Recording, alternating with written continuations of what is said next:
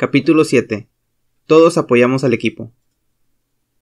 Barbie volvió caminando por la carretera 119 hasta el centro de la ciudad, una distancia de unos 5 kilómetros. Cuando llegó, eran las 6 de la tarde. Main Street estaba casi desierta, pero con el rugido de los generadores parecía viva, decenas de ellos, a juzgar por el ruido. El semáforo de la intersección de la 119 y la 117 estaba apagado, pero el Sweet Briar Rose tenía luz y estaba muy concurrido. Barbie echó una ojeada por el gran ventanal de la fachada, y vio que todas las mesas estaban ocupadas, pero al entrar, no oyó que nadie hablara de los grandes temas habituales: política, los Red Sox, la economía local, los Patriots, coches y camionetas adquiridos recientemente, los Celtics, el precio de la gasolina, los Bruins, herramientas eléctricas adquiridas recientemente, los Twin Mill Wildcats, ni tampoco las habituales risas. En la barra había un televisor, y todo el mundo lo estaba mirando. Barbie, con esa sensación de incredulidad y de desorientación propia de cualquiera que se halle en el lugar de un desastre de grandes proporciones, vio que Anderson Cooper, de la CNN, se encontraba en la 119 con la mole del camión maderero accidentado aún humeante al fondo. La mismísima Rose estaba viendo las mesas, y de vez en cuando volvía rauda a la barra para sacar un pedido. Unos dispersos mechones rizados escapaban de su redecilla y pendían alrededor de su rostro. Parecía cansada y agobiada. En teoría, la barra era territorio de Angie McCain, desde las 4 de la tarde hasta la hora de cerrar, pero Barbie no la veía por ninguna parte. A lo mejor la barrera, al caer, la había pillado fuera de la ciudad. En tal caso, era probable que no volviera a ponerse detrás de la barra en una buena temporada. Anson Wheeler, a quien Rose solía llamar simplemente el chico, aunque el tipo debía de tener por lo menos 25 años, estaba cocinando, y Barbie se estremeció al pensar lo que haría Ans con cualquier cosa más complicada que unas salchichas con judías, el especial de la noche del sábado en el Sweet Briar Rose. Pobre de aquel o aquella que pidiera un desayuno de cena y tuviera que vérselas con los huevos fritos atómicos de Anson. De todas formas, menos mal que estaba allí, porque, además de que faltaba Angie, tampoco se veía a Duddy Sanders por ninguna parte. Aunque esa pánfila no necesitaba ningún desastre para no ir a trabajar, no es que fuera una vaga, pero se distraía con facilidad, y en cuanto a su capacidad intelectual, ¿cómo decirlo? Su padre, Andy Sanders, primer concejal de Mills, nunca sería candidato a entrar en Mensa, pero Duddy conseguía que pareciera un Albert Einstein. En la televisión, los helicópteros aterrizaban detrás de Anderson Cooper, le alborotaban su estupendo pelo blanco y casi ahogaban su voz. Parecían aparatos modelo Pave Low. Barbie había volado en unos cuantos de esos la temporada que había pasado en Irak. Entonces, entró en escena un oficial del ejército que cubrió el micro de Cooper con una mano enguantada y le dijo algo al oído al reportero. Los comensales que estaban reunidos en el Sweet Briar Rose murmuraron entre sí. Barbie comprendía su inquietud. También él la sentía. Cuando un hombre de uniforme cubría el micro de un famoso reportero de la tele, sin siquiera con su permiso, es que había llegado el fin de los días. El tipo del ejército, un coronel, pero no el coronel de Barbie. Vera Coates habría acabado de redondear su sensación de desorientación mental. Terminó con lo que tenía que decir. Su guante produjo un aerodinámico "fap" cuando lo retiró del micro. Se alejó. Su cara era un muro impasible. Barbie reconocía esa expresión. Un cabeza hueca del ejército. Cooper estaba diciendo: los medios de comunicación hemos sido informados de que debemos retirarnos unos 800 metros, hasta un lugar llamado Almacén de Carretera Raymonds. Los clientes volvieron a murmurar al oír eso. Todos conocían el Almacén Raymonds de Moton. En el escaparate había un cartel donde se ponía: cerveza fría, sándwiches calientes, cebo fresco.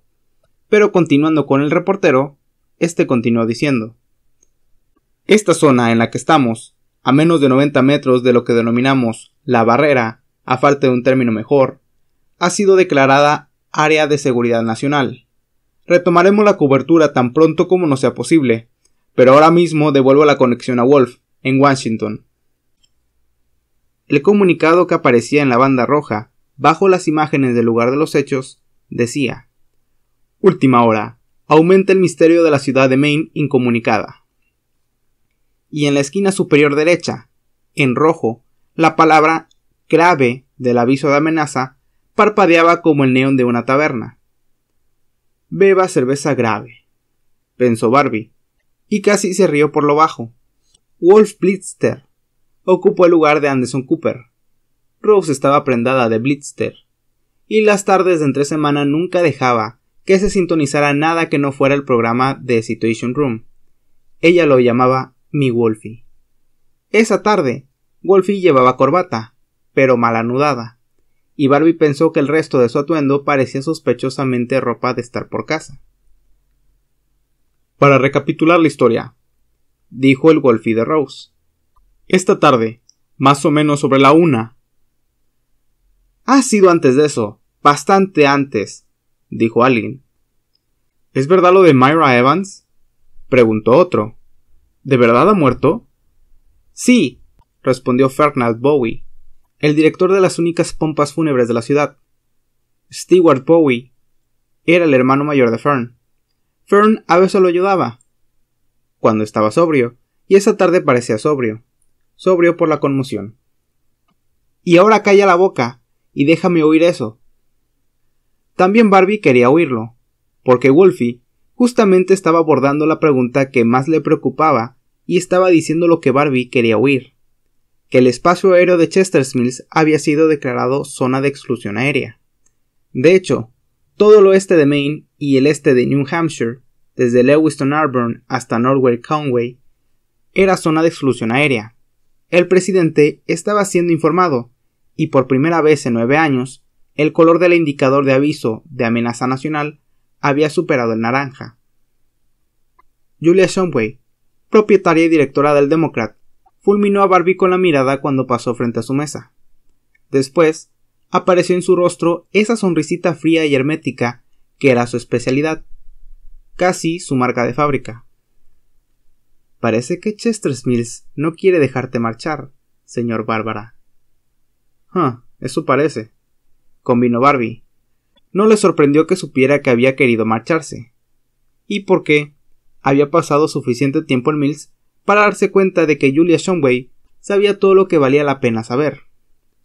Rose lo vio mientras servía unas salchichas con judías, además de una reliquia humeante que en el pasado tal vez había sido una costilla de cerdo, a un grupo de 6 personas apiñadas alrededor de una mesa para 4. Se quedó inmóvil, con un plato en cada mano, 2 más en el brazo y los ojos muy abiertos. Después sonrió. Fue una sonrisa llena de franca felicidad y alivio, y a Barbie le levantó el ánimo. Esto es lo que uno siente al volver a casa. Claro que sí, joder, pensó. ¡Caray! Lo último que esperaba era volver a verte, Dale Bárbara. ¿Todavía tienes mi delantal?, preguntó Barbie, con cierta timidez. Al fin y al cabo, Rose lo había adoptado a él, que iba por la vida dando tumbos con unas cuantas referencias garabateadas en la mochila, y le había dado trabajo. Le había dicho que comprendía perfectamente por qué sentía que tenía que largarse de la ciudad. El padre de Junior Rainey no era un tipo al que uno quisiera como enemigo, pero, aún así, Barbie albergaba la sensación de que la había dejado en la estacada. Rose depositó su cargamento de platos donde encontró un hueco y corrió hacia Barbie. Era una mujer bajita y recordeta, y tuvo que ponerse de puntillas para abrazarlo, pero lo consiguió. «Madre mía, cómo me alegro de verte», susurró. Barbie la abrazó y le dio un beso en lo alto de la cabeza. «Big Jim y Junior no se alegrarán», repuso él. Pero al menos ninguno de los Rainey estaba allí, y tenía que dar las gracias por ello. Barbie era consciente de que en ese momento había cobrado más interés para los vecinos de Mills allí congregados que el hecho de ver su pueblo en la televisión nacional. «A Big Jim que le den», dijo la mujer. Barbie se echó a reír. Le encantaba la intrepidez de Rose, pero agradecía su discreción. seguía hablando en susurros. Pensaba que te habías marchado. Casi lo consigo, pero se me ha hecho tarde. ¿Has visto eso? Sí. Luego te cuento. La soltó, pero sin dejar de tocarla hasta que tuvo todo el brazo estirado y pensó. Si tuvieras 10 años menos, Rose, o incluso 5. Entonces, ¿puedo volver a ponerme el delantal? La mujer se enjugó la comisura de los ojos y asintió. Por favor, póntelo otra vez. Saca a Anson de ahí antes de que nos mate a todos. Barbie hizo el gesto de a la orden. Luego rodeó la barra, entró en la cocina y sacó a Anson Wheeler de allí. Le dijo que se ocupara de los pedidos y de limpiar todo aquello y que luego ayudara a Rose en el salón. Anson se apartó de la parrilla con un suspiro de alivio. Antes de salir a la barra, tomó la mano derecha de Barbie entre las suyas. Gracias a Dios, tío. Nunca había visto tanto ajetreo. Estaba perdido. No te preocupes. Esto será como lo de los panes y los peces. Anson, que no era ningún estudioso de la Biblia, se quedó igual. ¿Eh? Déjalo. La campana, que había en el rincón de la ventanilla de servir, sonó. ¡Pedido!, exclamó Rose. Barbie empuñó una espátula y luego recogió la nota con el pedido. La parrilla estaba hecha un desastre. Siempre pasaba lo mismo cuando Anson se lanzaba a esas catastróficas transformaciones inducidas por el calor a las que llamaba cocinar. Después se puso el delantal por la cabeza, se lo ató a la espalda y abrió el armario que había sobre el fregadero. Estaba lleno de gorras de béisbol, que los currantes de la parrilla del Sweetbriar Rose utilizaban como gorro de cocinero. Escogió una de los Sea Dogs en honor a Paul Gendron, que Barbie esperaba que en esos momentos estuviese con sus seres queridos. Se la puso del revés e hizo crujir los nudillos. Después cogió la primer nota y se puso a trabajar. A eso de las 9:15, más de una hora después de su hora de cierre habitual los sábados por la noche, Rose echó a los últimos clientes. Barbie cerró con llave y dio la vuelta al cartel de abierto a cerrado. Observó a los últimos 4 o 5 que cruzaban la calle en dirección a la plaza del pueblo, donde había por lo menos unas 50 personas reunidas y charlando. Todos miraban hacia el sur, donde una gran luz blanca formaba una burbuja por encima de la carretera 119. A Barbie le pareció que no eran luces de la televisión, eran del ejército de Estados Unidos y establecían un perímetro de seguridad. ¿Cómo se aseguraba un perímetro de noche? Pues apostando centinelas e iluminando la zona muerta, evidentemente. La zona muerta. No le gustaba cómo sonaba eso. Main Street, por otro lado, estaba extrañamente oscura. Se veían luces brillantes en algunos de los edificios, donde había generadores en marcha, obvio, y luces de emergencia, más tenues, en almacenes Burpee, en la gasolinera, en Libros Nuevos y Usados Mills, en la Food City que había al pie de Main Street Hill y en media docena de establecimientos más. Pero las farolas estaban apagadas y en las ventanas de la mayoría de los segundos pisos de Main Street, donde había apartamentos, se veía el resplandor de las velas. Rose se sentó a la mesa del centro del salón a fumar un cigarrillo. En los locales públicos no estaba permitido fumar, pero Barbie no la delataría. Se quitó la redecilla del pelo y le dirigió una sonrisa languida mientras él se sentaba frente a ella. Detrás, Anson, con su melena larga hasta los hombros, liberada ya de su gorra de los Red Sox, limpiaba la barra. Y yo pensaba que el 4 de julio era horroroso. Esto ha sido peor, dijo Rose. Si no hubieras aparecido, habría acabado acurrucada en un rincón, llamando a gritos a mi mamá. Pues pasó una rubia en una F-150, dijo Barbie. Sonrió al recordarlo. Le faltó poco para llevarme. Si me hubiera recogido, a lo mejor estaría fuera. Por otro lado, podría haberme pasado lo mismo que a Chuck Thompson y a la mujer que iba con él en la avioneta. El nombre de Thompson había aparecido en las noticias de la CNN. La mujer no había sido identificada. pero Rose sabía quién era. Ay, Claudette Sanders. Estoy casi segura de que era ella. Dudi me dijo ayer que su madre tenía clase hoy. En la mesa, entre ambos, había un plato de patatas fritas. Barbie había alargado el brazo para coger una. Entonces se detuvo. De repente ya no quería más patatas fritas. No quería más de nada. El charco rojo que había a un lado del plato parecía más sangre que ketchup. O sea que por eso no ha venido Dudi. Rose se encogió de hombros. Tal vez. No puedo asegurarlo. No he tenido noticias de ella. Tampoco es que la esperase, con los teléfonos cortados. Barbie dio por sentado que se refería a los teléfonos fijos, pero desde la cocina había oído a la gente quejarse de los problemas que tenían para conseguir línea por el móvil. La mayoría pensaba que era porque todo el mundo intentaba llamar a la vez, y estaban colapsando la banda. Otros creían que el influjo de la gente de la tele, seguramente cientos, a esas horas, cargados con Nokias, Motorolas, iPhones y Blackberries, era el causante del problema. Barbie tenía sospechas más oscuras. A fin de cuentas, aquello era una situación de seguridad nacional en una época en la que el país entero sufría de paranoia terrorista. Algunas llamadas sí conseguían conectar, pero cada vez eran menos, a medida que avanzaba la noche. Por supuesto, también puede ser que a Dudi se le haya metido en esa cabeza llena de aire que debe de mandar a paseo el trabajo e irse al centro comercial de Auburn, dijo Rose. ¿Sabe el señor Sanders que era Claudette quien volaba en la avioneta? No estoy segura, pero me sorprendería muchísimo que a estas alturas no lo supiera. Y cantó, con voz débil pero melodiosa: Esta es una ciudad pequeña, ya sabes lo que quiero decir. Barbie sonrió un poco y cantó el siguiente verso: Solo una ciudad pequeña, cariño, y aquí todos apoyamos al equipo.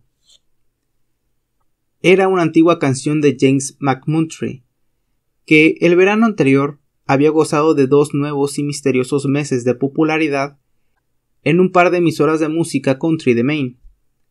No en la WCIK, por supuesto. James McMurtry no era de la clase de artista que promocionaba Radio Jesús. Rose señaló las patatas fritas. ¿Vas a comer más? Pues no, se me ha quitado el hambre. Barbie no sentía un gran aprecio por el eternamente sonriente Andy Sanders, ni por Dudi la boba, que casi con seguridad había ayudado a su buena amiga Angie a difundir el rumor que había acabado causándole el lío del Dippers.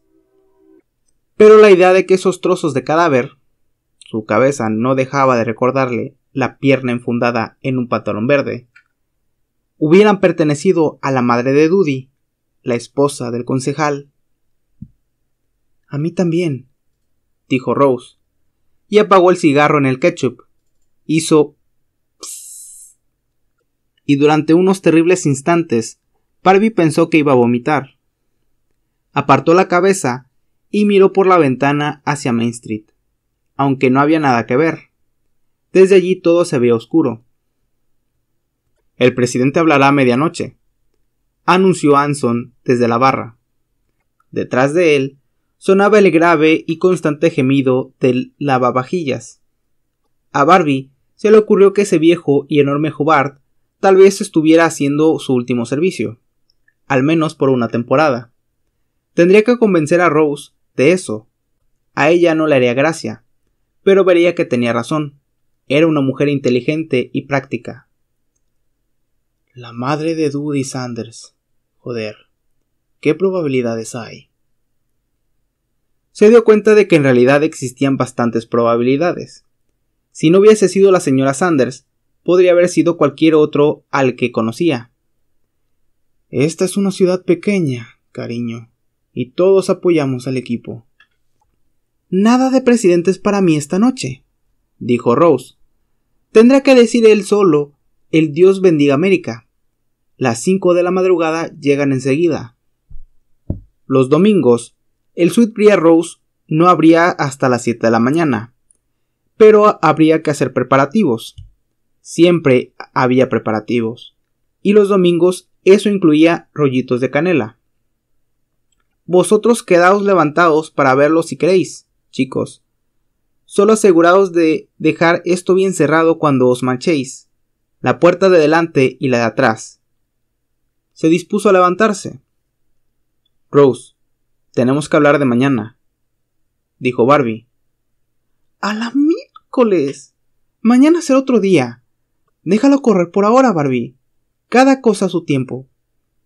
Pero debió ver algo en su cara, porque volvió a sentarse. Ay, está bien. ¿A qué viene esa cara tan seria? ¿Cuándo compraste propano por última vez? La semana pasada. Estamos casi a tope. ¿Eso es todo lo que te preocupa? No era todo. Era más bien donde empezaban sus preocupaciones. Barbie hizo cálculos.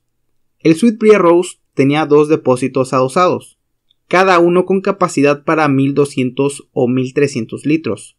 No recordaba exactamente cuántos. Lo comprobaría por la mañana. Pero si Rose estaba en lo cierto, disponía de 2200 litros. Eso estaba bien. Un poco de suerte en un día que había sido espectacularmente desafortunado para todo el pueblo. Sin embargo, no había manera de saber cuánta mala suerte tenían aún por delante, y 2200 litros de propano no durarían para siempre. ¿A qué ritmo se consume?, le preguntó. ¿Alguna idea? ¿Por qué te importa eso?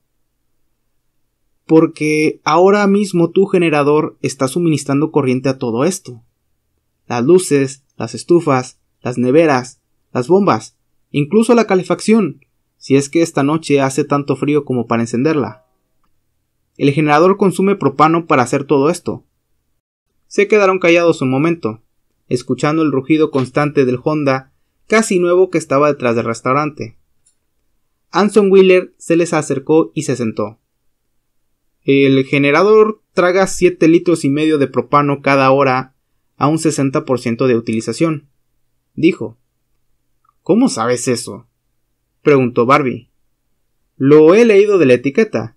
Si todo funciona con propano, que es como estamos más o menos desde este mediodía, cuando se ha ido la luz, seguramente el generador habrá tragado unos 11 litros cada hora, puede que un poco más. La respuesta de Rose fue inmediata. Hans, apaga todas las luces menos las de la cocina, ahora mismo, y baja el termostato de la calefacción a 10 grados. Lo pensó por un momento. No, apágalo. Barbie sonrió y alzó los pulgares. Rose lo había pillado. No todo el mundo en Mills lo habría hecho. No todo el mundo en Mills querría hacerlo. Vale, pensó Anson, pero titubeó. ¿No creéis que mañana por la mañana ya, como mucho mañana por la tarde? El presidente de Estados Unidos va a dar un discurso por la tele, dijo Barbie. A medianoche. ¿Tú qué crees, Hans? Creo que será mejor que apague las luces, respondió. El termostato, que no se te olvide, añadió Rose. Mientras el chico corría a hacerlo, ella le dijo a Barbie. Haré lo mismo en mi casa cuando suba. Rose era viuda desde hace 10 años o más, y vivía encima de su restaurante. Barbie asintió.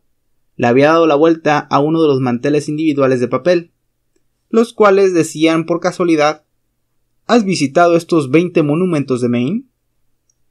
Y estaba haciendo cálculos en el reverso. Entre 100 y 110 litros de propano consumidos desde que había aparecido la barrera. Eso les dejaba 2150 litros. Si Rose podía recortar su consumo hasta 95 litros al día, teóricamente podría aguantar unas 3 semanas. Si recortaba hasta 65, lo que seguramente conseguiría, cerrando entre el desayuno y la comida, y lo mismo entre la comida y la cena, podría alargarlo hasta casi un mes. Lo cual no está nada mal, pensó, porque si este pueblo no vuelve a estar abierto dentro de un mes, de todas formas ya no quedará nada que cocinar. ¿En qué piensas?, preguntó Rose. ¿Y ¿De qué van todos esos números? No tengo ni idea de lo que significan. Porque los estás mirando al revés, dijo Barbie, y se dio cuenta de que eso podía aplicarse a todos los del pueblo. Nadie querría mirar al derecho esos números. Rose giró hacia ella el improvisado bloc de notas de Barbie. Repasó los cálculos en silencio. Después alzó la cabeza y miró a Barbie, alarmada. En ese momento, Anson apagó casi todas las luces y los dos se quedaron mirándose en una penumbra que resultaba, al menos para Barbie, horriblemente convincente. Podían acabar metidos en serios problemas.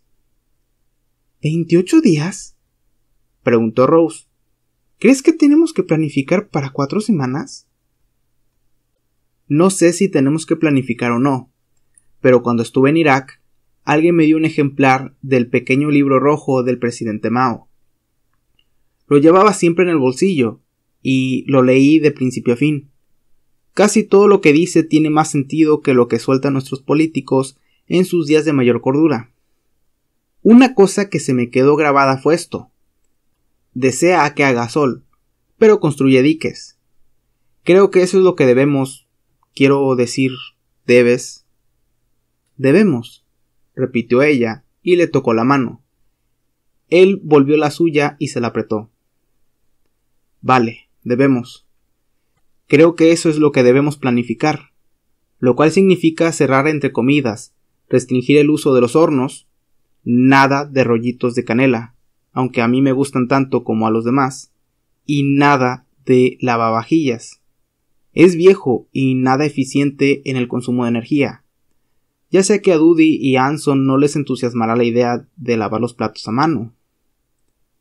No creo que podamos contar con que Dudy vuelva pronto. A lo mejor no vuelve. Ahora que ha muerto su madre. Rose suspiró. Ay, casi deseo que esa chica se haya ido de verdad al centro comercial de Arbor, aunque supongo que mañana saldrá en los periódicos. Quizá. Barbie no tenía ni idea de cuánta información saldría de Chester's Mills o entraría en el pueblo si la situación no se resolvía pronto y con alguna explicación racional. Seguramente no mucha. Pensó que el legendario cono del silencio del Superagente 86 se activaría enseguida, si es que no lo había hecho ya. Anson regresó a la mesa a la que estaban sentados Barbie y Rose. Se había puesto la chaqueta.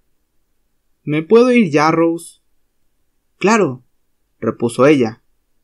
¿Mañana a las 6? ¿No es un poco tarde? Sonrió y añadió. No es que me queje, claro. Abriremos tarde. Dudó un momento. Y cerraremos entre las comidas. ¿De verdad? ¡Genial! Su mirada se volvió hacia Barbie. Oye, ¿tienes dónde dormir esta noche? Porque puedes quedarte en mi casa. Sada se ha ido a Derry a visitar a sus viejos. Sada era la mujer de Anson. Lo cierto es que Barbie sí tenía dónde dormir, casi enfrente, justo al lado de la calle. Gracias, pero volveré a mi apartamento. Lo tengo pagado hasta fin de mes, así que, ¿por qué no? Le dejé las llaves a Petra Sears en la farmacia de Sanders, antes de marcharme esta mañana, pero todavía llevo una copia en el llavero. Vale. Hasta mañana, Rose. ¿Estarás aquí, Barbie? No me lo perdería por nada. La sonrisa de Anson se ensanchó. ¡Fantástico! Cuando se hubo ido, Rose frotó los ojos. Después miró a Barbie muy seria. ¿Cuánto tiempo va a durar esto? Siendo optimistas. No tengo un cálculo optimista porque no sé lo que está pasando, ni cuándo dejará de pasar.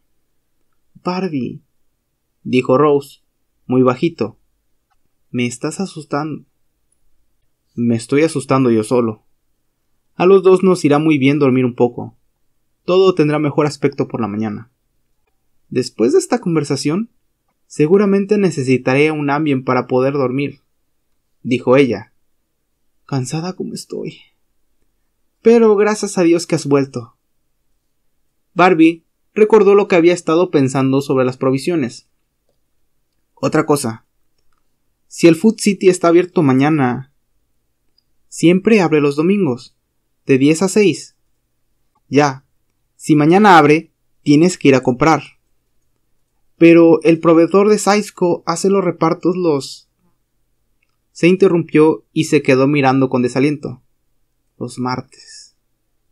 Pero no podemos contar con eso, ¿verdad? Ay, claro que no. No, dijo Barbie. Aunque lo que ha pasado se arregle de repente, el ejército es capaz de poner el pueblo en cuarentena, al menos durante una temporada. ¿Qué compró? De todo. Pero sobre todo carne. Carne. Si es que abren el súper. No estoy seguro de que lo hagan. A lo mejor Jim Rainey convence a quien sea que esté ahora al frente. Jake Cale. Él se hizo cargo cuando Ernie Calvert se jubiló el año pasado. Bueno, a lo mejor Rainey lo convence para que cierre hasta nuevo aviso. O consigue que el jefe Perkins ordene que cierren. ¿No lo sabes?, preguntó Rose, y vio su cara de incomprensión. No lo sabes. Doug Perkins está muerto, Barbie. Murió allí. Señaló hacia el sur. Barbie la miró perplejo. Anson se había olvidado de apagar el televisor, y tras ellos, el Wolfie de Rose volvía a contarle al mundo que una fuerza inexplicada había dejado incomunicada a una pequeña ciudad del oeste de Maine, que la zona había sido acordonada por las fuerzas del ejército, que el Estado Mayor estaba reunido en Washington, que el presidente se dirigía al país a medianoche. Pero mientras tanto, él pedía al pueblo estadounidense que uniera sus oraciones a las suyas por la gente de Chester Mills. Papá.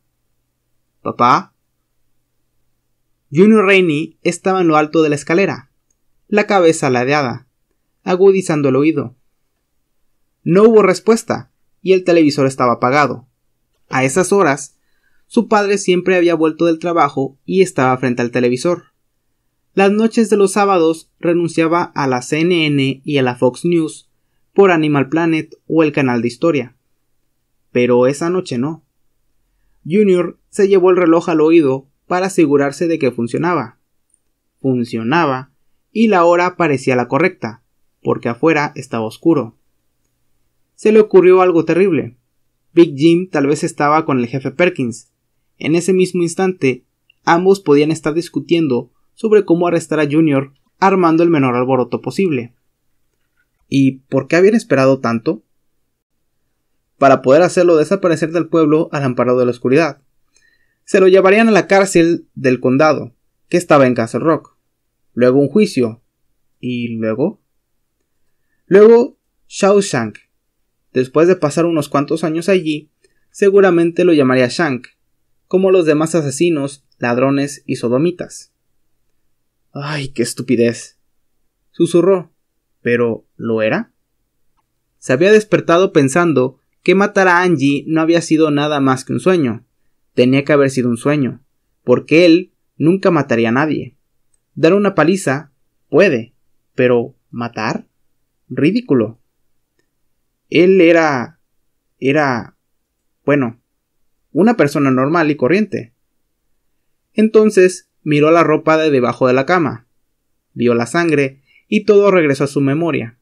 La toalla cayéndose del pelo, su felpudo, que de algún modo le había provocado, el complicado crujido que brotó detrás de su cabeza cuando le dio con la rodilla, la lluvia de los imanes de la nevera y cómo se había sacudido ella. Pero no fui yo, fue el dolor de cabeza. Sí, cierto. Pero ¿quién se lo iba a creer? Le iría mejor si dijera que había sido el mayordomo. Papá. Nada. No estaba allí. Y tampoco en la comisaría, conspirando en su contra. Su padre no le haría eso. Su padre siempre decía que la familia era lo primero. Pero, ¿de verdad la familia era lo primero? Desde luego, eso era lo que decía. A fin de cuentas, era cristiano y propietario de la WCIK.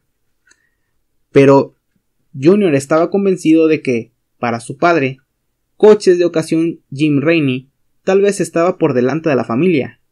y que ser el primer concejal de la ciudad tal vez estaba por delante del sagrado templo del compre sin entrada. Junior podía ocupar, era posible, el tercer lugar. Se dio cuenta, por primera vez en su vida, fue un verdadero fogonazo de introspección, de que solo estaba lanzando suposiciones, de que a lo mejor en realidad no conocía a su padre en absoluto. Volvió a su habitación y encendió la luz del techo. Emitió una extraña luz vacilante y de brillo creciente que al poco se atenuó. Por un momento Junior pensó que a sus ojos les pasaba algo. Después se dio cuenta de que oía funcionar el generador de la parte de atrás. Y no solo el de ellos, el pueblo entero se había quedado sin luz. Sintió una oleada de alivio. Un apagón eléctrico general lo explicaba todo. Significaba que era muy probable que su padre estuviera en la sala de plenos del ayuntamiento, discutiendo el asunto con esos otros dos idiotas, Sanders y Grinnell. Quizá clavando chinchetas en el gran mapa del pueblo, imitando a George Payton, gritándoles a los de la compañía eléctrica de Western Maine y diciéndoles que era un jataco de puñeteros gandules. Junior cogió su ropa ensangrentada, sacó las mierdas que llevaba en los vaqueros. Ya saben, la cartera, calderilla, llaves, peine, una pastilla más para el dolor de cabeza, y la redistribuyó en los bolsillos de sus pantalones limpios. Bajó corriendo al piso de abajo, metió las prendas inculpatorias en la lavadora, puso el programa de agua caliente y enseguida cambió de idea, porque recordó algo que le había dicho su madre, cuando tenía más de 10 años. Para las manchas de sangre, agua fría. Mientras giraba la rueda del mando, alabado en frío, aclarado en frío, Junior se preguntó sin creer si por aquel entonces su padre habría descubierto ya su hobby de tirarse a secretarias o si todavía se guardaba su puñetero pene en casa. Puso en marcha la lavadora y meditó qué hacer a continuación. Como ya no le dolía la cabeza, descubrió que era capaz de pensar. Decidió que, después de todo, tendría que volver a casa de Angie. No quería ir. Dios Todopoderoso. Era lo último que quería hacer. Pero seguramente tendría que volver al lugar de los hechos para investigar. Pararse allí y ver cuántos coches de la policía había. También se había llegado o no la furgoneta de los forenses del condado de Castle. Los forenses eran la clave. Lo sabía de ver CSI. Había visto esa gran furgoneta azul y blanca cuando visitaba los juzgados del condado con su padre. Si estaba en la casa de los McCain, huiré, pensó. Sí, lo más rápido y lejos que pudiera. Sin embargo, antes de eso volvería a casa y le haría una visita a la caja fuerte del estudio de su padre. Su padre creía que Junior no sabía la combinación de la caja, pero sí la sabía. Igual que conocía la contraseña del ordenador de Big Jim, y por eso también conocía la afición de su padre, a ver lo que Junior y Frank de Lesseps llamaban sexo óreo. Ya saben, dos tías negras y un tío blanco. En esa caja fuerte había un montón de dinero, miles de dólares. ¿Y si ves la furgoneta y vuelves y te lo encuentras aquí? Pensó. Entonces, primero el dinero ya mismo. Fue al estudio y por un momento creyó ver a su padre sentado en el sillón de respaldo alto, desde donde veía las noticias y los documentales de naturaleza. ¿Se había quedado dormido o...? ¿Y si le había dado un ataque al corazón? Big Jim había tenido algunos problemas cardíacos durante los últimos 3 años, sobre todo arritmias. Cuando le sucedía, se iba a Cathy Russell y bien el Dr. Haskell, bien el Dr. Rayburn, le daban un chute de algo y lo devolvían a la normalidad. A Haskell le habría parecido seguir bien haciendo eso mismo siempre. Pero Rayburn, a quien su padre llamaba un puñetero con demasiados estudios, había insistido en que Big Jim fuese a un cardiólogo del CMG de Lewiston. El cardiólogo le había dicho que necesitaba un tratamiento para terminar con esa irregularidad de los latidos de una vez por todas. Big Jim, a quien le aterrorizaban los hospitales, le replicó que tenía que hablar más con Dios, y que a eso se le llamaba tratamiento de oración. De momento había seguido tomando las pastillas y durante los últimos meses se había encontrado mejor, pero ahora quizá... ¿Papá? No hubo respuesta. Junior accionó el interruptor de la luz. La bombilla del techo produjo ese mismo resplandor vacilante, pero disipó la sombra que Junior había tomado por la coronilla de su padre. No es que se hubiese sentido lo que se dice destrozado si a su padre se le hubiera obstruido los conductos, pero en conjunto se alegraba de que no hubiese sucedido esa noche. Llegaba un momento en que tantas complicaciones podían resultar demasiadas. De todas formas, se acercó a la pared de la caja fuerte con largos y silenciosos pasos, propios de un precavido dibujo animado. Atento, por si unos faros destellaban de pronto a través de la ventana, anunciando el regreso de su padre. Apartó el cuadro que cubría la caja, un Jesús pronunciando el sermón de la montaña, e introdujo la combinación. Tuvo que hacerlo 2 veces, antes de conseguir girar la manija, porque le temblaban las manos.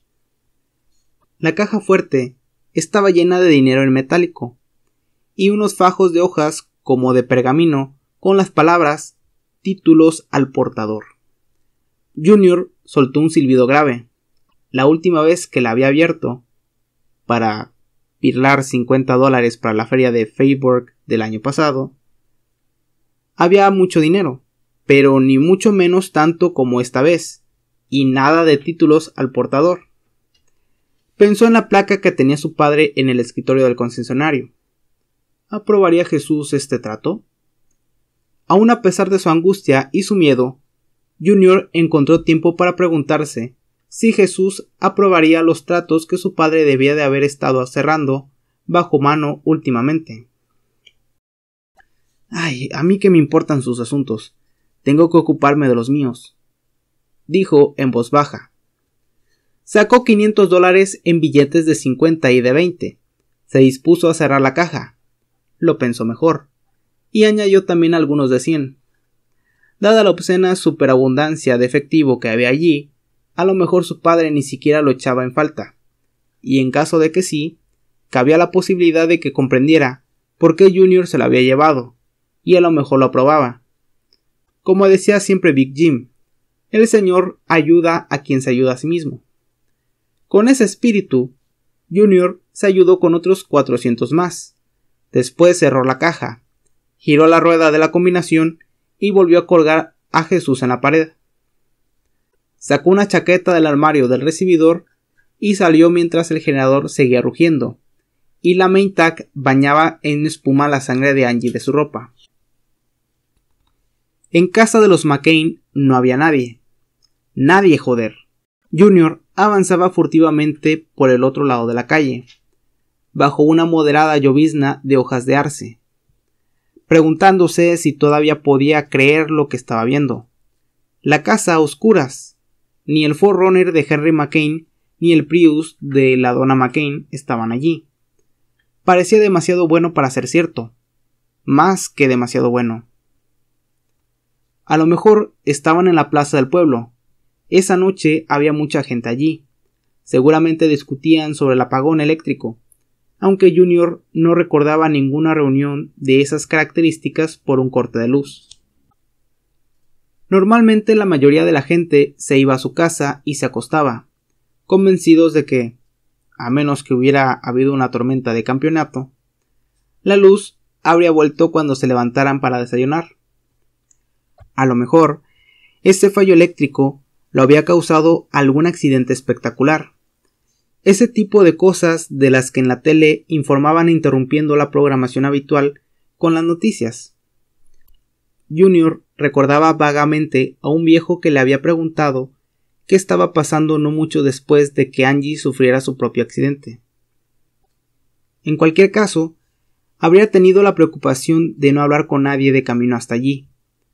Había recorrido Main Street con la cabeza gacha y el cuello de la chaqueta levantado. De hecho, casi había chocado con Anson Wheeler cuando Ans salía del Sweetbriar Rose. Las farolas estaban apagadas, y eso le había ayudado a preservar el anonimato. Otro regalo de los dioses. Y ahora eso, un tercer regalo, uno gigantesco. ¿De verdad era posible que todavía no hubieran descubierto el cadáver de Angie?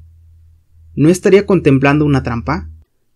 Junior podía imaginarse al sheriff del condado de Castle o a un detective de la policía del estado diciendo: solo tenemos que escondernos y esperar, chicos. El asesino siempre regresa al escenario del crimen. Es un hecho bien sabido. Chorradas de la tele. Aún así, mientras cruzaba la calle, impulsado, eso le parecía, por una fuerza ajena a él, Junior contaba con que, en aquel momento, unos focos se encenderían y lo dejarían clavado como una mariposa en un trozo de cartón. Contaba con que alguien gritaría, seguramente por un megáfono: «¡Quédate ahí donde estás y pon las manos en alto!». No sucedió nada. Cuando llegó al pie del camino de entrada de los McCain, con el corazón revoloteando en su pecho y la sangre fluyendo a sus sienes, sin embargo, no le dolía la cabeza y eso estaba bien, era una buena señal, la casa permanecía a oscuras y en silencio. Ni siquiera se oía el rumor de ningún generador, aunque en casa de los Grinnell, allá al lado, había uno. Junior miró atrás por encima del hombro y vio una enorme burbuja de luz blanca que se alzaba sobre los árboles. Había algo en el extremo sur del pueblo, o puede que en Moton. ¿La fuente del accidente que los había dejado sin electricidad? Probablemente. Fue hacia la puerta trasera. Si no había vuelto nadie desde el accidente de Angie, la puerta principal seguiría abierta, pero no querría entrar por delante. Lo haría si no tenía más remedio, pero a lo mejor no hacía falta. A fin de cuentas, estaba en racha. El pomo de la puerta giró. Junior asomó la cabeza por la cocina y enseguida olió la sangre. Un olor como a almidón en spray, solo que rancio. Entonces dijo: ¿Hola? ¿Hay alguien en casa? Estaba seguro de que no había nadie, pero si lo había, si por una descabellada casualidad Henry o la dona McCain habían dejado el coche en la plaza y habían vuelto a pie, y, por lo que fuera, no habían visto a su hija muerta en el suelo de la cocina, él gritaría. Sí, gritaría y descubriría el cadáver. Eso no evitaría la temida furgoneta de los forenses, pero sí le permitiría ganar algo de tiempo. ¿Hola? ¿Señor McCain? ¿Señora McCain? Y entonces, en un destello de inspiración: ¿Angie? ¿Estás en casa? ¿La habría llamado así si la hubiera matado? Claro que no.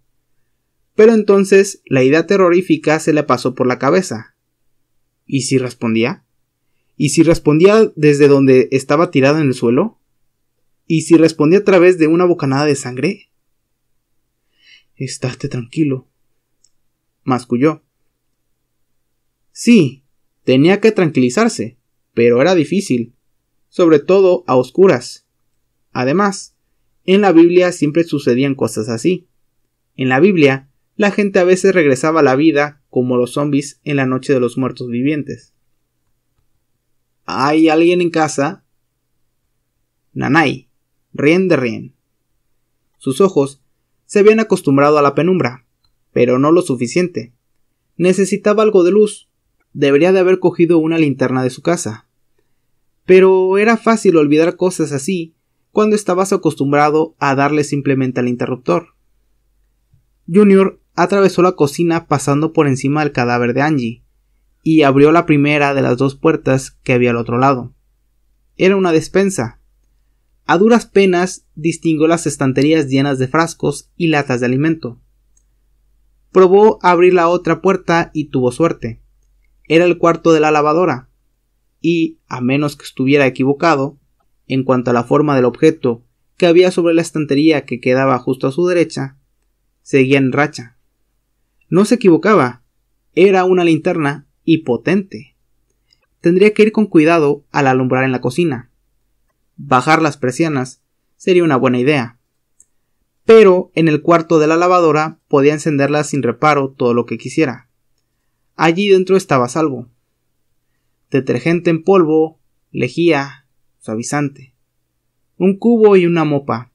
Bien. Sin generador solo habría agua fría, pero seguramente habría bastante agua del grifo para llenar un cubo. Y luego, por supuesto, también estaban los depósitos de los diferentes lavabos. Y agua fría era lo que él quería, fría para la sangre. Limpiaría todo, como la endiablada ama de casa que había sido su madre, siempre con la exhortación de su marido en mente. Casa limpia, manos limpias, corazón limpio. Limpiaría toda la sangre, después frotaría todo lo que recordara haber tocado y todo lo que pudiera haber tocado, aún sin recordarlo, pero antes, el cadáver. Tenía que hacer algo con el cadáver. Junior decidió que la despensa bastaría por el momento. La llevó hasta allí, arrastrándola de los brazos, y luego lo soltó. Después de eso, se puso manos a la obra. Cantaba a media voz, mientras, primero, recolocaba los imanes en la nevera y, luego, bajaba las persianas. Había conseguido llenar el cubo casi hasta el borde antes de que el grifo empezase a escupir. Otro extra. Seguía flotando, con el trabajo bastante avanzado ya, pero lejos aún de haber acabado, cuando oyó que llamaban a la puerta de entrada.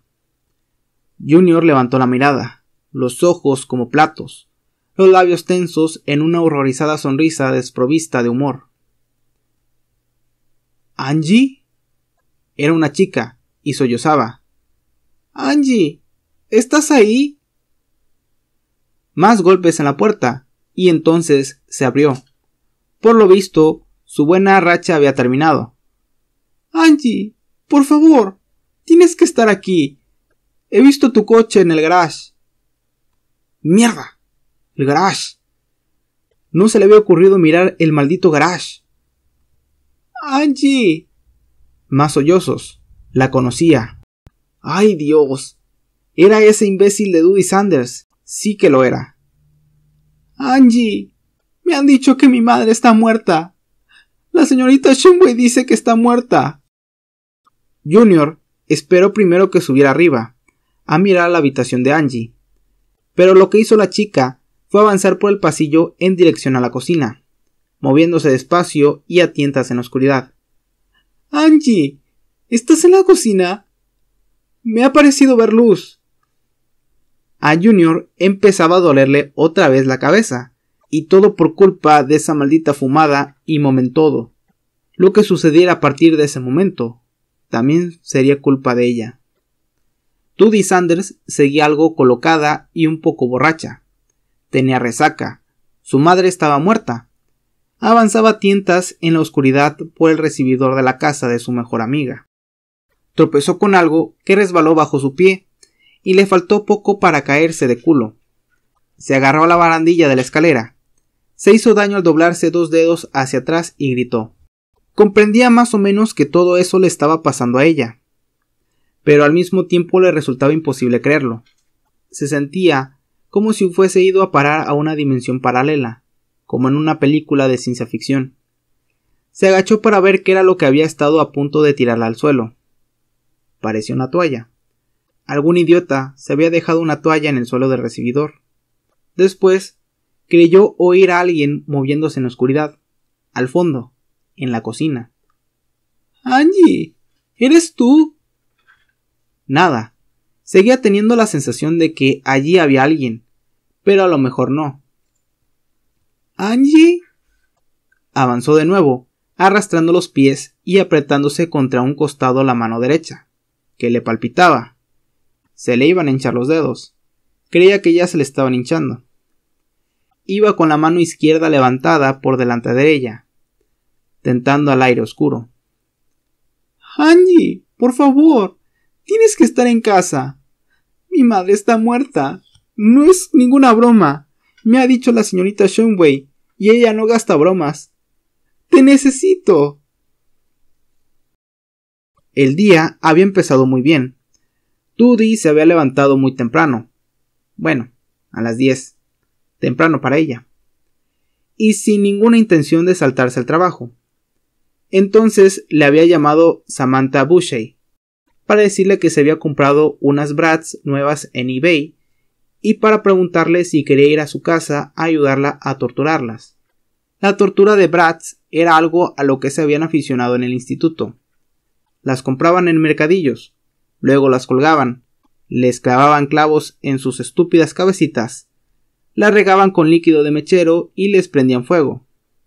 Y Dudy sabía que con los años tenían que haberlo dejado, porque ya eran adultas, o casi. Eso era cosa de crías. Si te parabas a pensarlo, también era un poco espeluznante. Pero el caso era que Sammy tenía su propia casa en Motton Road, una caravana, pero desde que su marido se había largado en primavera, la tenía toda para ella sola. Y Little Walter dormía prácticamente todo el día. Además, Sammy solía tener una hierba cojonuda. Dudy suponía que la conseguía de los tipos con los que se montaba la fiesta. Su caravana era un lugar muy popular los fines de semana, pero el caso era que Dudy había jurado dejar la hierba. Nunca más, no desde todo aquel lío con el cocinero. Nunca más. Había durado algo más de una semana, hasta que llamó a Sammy. «Tú puedes quedarte con Jade y Jasmine», intentó convencerla a Sammy. «Además, tengo una ya sabes qué buenísima». Siempre decía eso, como si cualquiera que las estuviera escuchando no supiese de qué hablaba. «Además, podemos ya sabes qué». Dudy también sabía que era ese ya sabes qué, y sintió un pequeño cosquilleo ahí abajo, en su ya sabes qué. Aunque también eso era cosa de crías, y también tendría que haber dejado de hacerlo mucho tiempo atrás. «Creo que no, Sam. Tengo que estar en el trabajo a las 2 y...» «Jasmine te espera», dijo Sammy, «y ya sabes que odias a esa zorra». Bueno, eso era cierto. Jasmine era la más zorra de las Bratz, y faltaban casi 4 horas para las 2. Además, ¿y qué si llegaba un poco tarde? ¿Iba a despedirla a Rose? ¿Quién más querría trabajar en ese sitio de mierda? «Vale, pero solo un rato, y solo porque odio a Jasmine». Sammy soltó una risilla. «Pero no pienso liarme con ya sabes qué, con ninguno de los dos ya sabes qué». «Como quieras», dijo Sammy. «Date prisa». Así que Dudy había cogido el coche, y claro, había descubierto que torturar Bratz no tenía ninguna gracia si no ibas un poco fumada, así que fumó un poco, y Sammy también. Colaboraron para hacerle a Jasmine la cirugía plástica con un producto desatascador, lo cual fue bastante tronchante. Después, Sammy quiso enseñarle la blusa monísima que se había comprado en Dep, y, aunque Sam había echado un poco de tripa, a Dudy le seguía pareciendo que estaba estupenda, a lo mejor porque iban un poco colocadas. Puestísimas, de hecho. Y como Little Walter seguía dormido, su padre había insistido en ponerle al niño ese nombre por no sé qué viejo plusman. Y todo eso de que durmiera tanto, bueno, a Dudy se le había metido en la cabeza que Little Walter era retrasado, lo cual no sería de extrañar, dada la cantidad de María que había fumado Sam cuando estaba embarazada. Así que acabaron metiéndose en la cama de Sammy y haciendo un poco del ya sabes qué de siempre. Después se quedaron dormidas, y cuando Dudy se despertó, Little Walter estaba berreando. «La madre que lo parió, que alguien llame a los de la tele». Y pasaban de las 5. La verdad es que era demasiado tarde para ir a trabajar, y además, Sam había sacado una botella de Johnny Walker etiqueta negra, y se habían tomado un trago, 2 tragos, 3 tragos, 4, y Sammy decidió que quería ver qué pasaba si metías a un baby Bratz en el microondas, solo que se había ido la luz.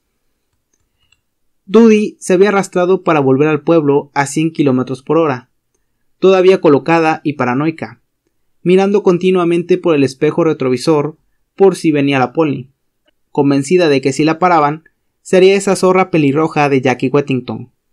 o de que su padre se había tomado un descanso en la tienda y sabría por el aliento que estaba bebiendo, o de que su madre estaría en casa, tan agotada después de su estúpida clase de vuelo que habría decidido no ir al Eastern Star Bingo. «Por favor, Dios», rezó, «por favor, sácame de esta y nunca volveré a ya sabes qué. Ninguno de los dos ya sabes qué. Nunca más en esta vida». Dios escuchó sus súplicas. En casa no había nadie. Allí también se había ido la luz, pero alterada como estaba, Dudy no se dio cuenta. Se arrastró escaleras arriba, hasta su habitación. Se desprendió de los pantalones y la blusa, y se tumbó en la cama. Solo unos minutos, se dijo. Después meterían a la lavadora la ropa, que olía a María, y ella se metería en la ducha. Olía el perfume de Sammy, ese que debía de comprar en bidones de 5 litros en Buppies, pero no pudo poner el despertador porque no había luz. Y, cuando la despertaron los golpes en la puerta, ya estaba oscuro. Cogió la bata y bajó. De pronto estaba segura de que sería esa Polly pelirroja de las tetas gordas, dispuesta a llevársela arrestada por conducir borracha. A lo mejor también por merendar rajita. Dudy no creía que ese ya sabes qué en concreto fuese ilegal, pero no estaba del todo segura. No era Jackie Whittington, era Julia Shumway, la directora redactora del Democrat. Llevaba una linterna en la mano, alumbró con ella a la cara de Dudy, que seguramente estaba hinchada a causa del sueño, con los ojos rojos y el pelo enmarañado. Y después la bajó otra vez. La luz que rebotaba en el suelo bastaba para iluminar el rostro de Julia. Y Dudy vio tanta lástima en él que se sintió confusa y asustada. «Pobre niña», dijo Julia. «No lo sabes, ¿verdad?» «¿Que no sé el qué?», había preguntado Dudy.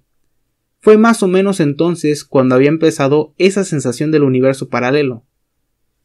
«¿Que no sé el qué?», y Julia Shumway se lo contó. «¿Angie? ¿Angie? Angie, por favor». Avanzaba a tientas por el pasillo. Le palpitaba la mano. Le palpitaba la cabeza. Podría haber salido a buscar a su padre. La señorita Shumway se había ofrecido a llevarla, empezando por Funeraria Bowie. Pero se le heló la sangre solo en pensar en ese sitio. Además, era Angie a quien quería ver. Angie, que la abrazaría fuerte y sin ningún interés en ya sabes qué. Angie, que era su mejor amiga. Una sombra salió de la cocina y se movió deprisa hacia ella. «¡Estás aquí! ¡Gracias a Dios!», gimoteó con más fuerzas y corrió con los brazos extendidos hacia aquella figura. «¡Oh, es horrible! Es un castigo por haber sido mala, y sé que lo soy». La figura oscura extendió los brazos, pero no envolvieron a Dudy en un abrazo. En lugar de eso, las manos que había al final de esos brazos se cerraron alrededor de su cuello.